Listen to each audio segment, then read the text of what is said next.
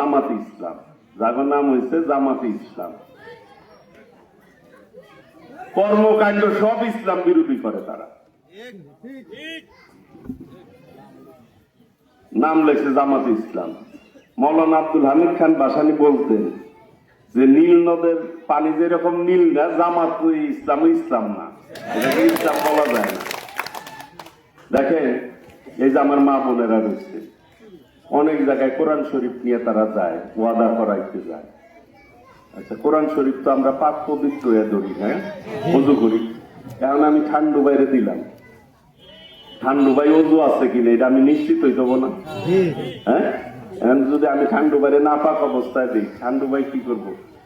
আমি গুনাহ করলাম, আবার তারে দিয়েও গুনার কাম করাইলাম। তাহলে ইমানদার লোক এইসব করতে পারে না। এদের ব্যাপারে সতর্ক থাকতে হবে। এরা স্বাধীনতা যুদ্ধের সময় আমাদের বিপক্ষে ছিল, বাংলাদেশের বিপক্ষে ছিল।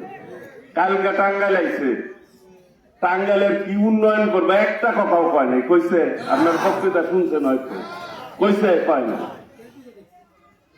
টাঙ্গাইলে কি দিব তাও কয় নাই, জনগণের জন্য কি করব তাও কয় নাই। আমরা যেমন কই মাদেরকে ফ্যামিলি কার্ড দিব, কৃষকদেরকে কৃষি কার্ড দিব, স্বাস্থ্য সেবা নিশ্চিত করার জন্য আমরা হেলথ কার্ড দিব, কই না? কথা একটাই, ভোট দিলে বলে বেঁচতে যাওয়া যাবে। আবার মাঝে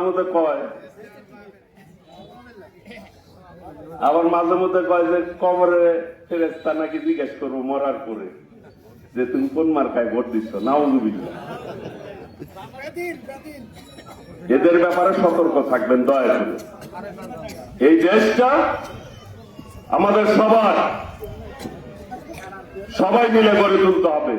যেটি আমাদের নেতা বলেছে, দিল্লি নয়, পিন্ডি নয়, অন্য কোন দেশ, সবার আগে বাংলাদেশ। বাংলাদেশকে বুকে ধারণ করে আমরা পথ চলব।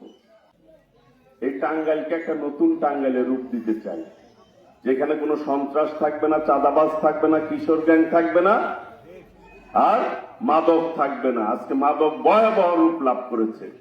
এই মাদককে আজকে আমাদের কি যুব সমাজকে ধ্বংস করে দিচ্ছে। এর ব্যাপারেও আমরা পদক্ষেপ নেব, একটি নিরাপদ টাঙ্গাইল গড়ে তুলব ইনশাআল্লাহ। আমি কথা দিচ্ছি, কেউ অন্যায় ভাবে কোন জুলুমের শিকার হবে না এই এলাকার ইনশাআল্লাহ।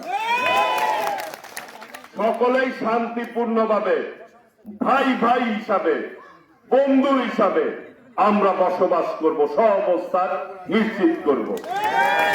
আমি কথা দিচ্ছি, আমি এই এলাকার সর্বোচ্চ উন্নয়ন করব।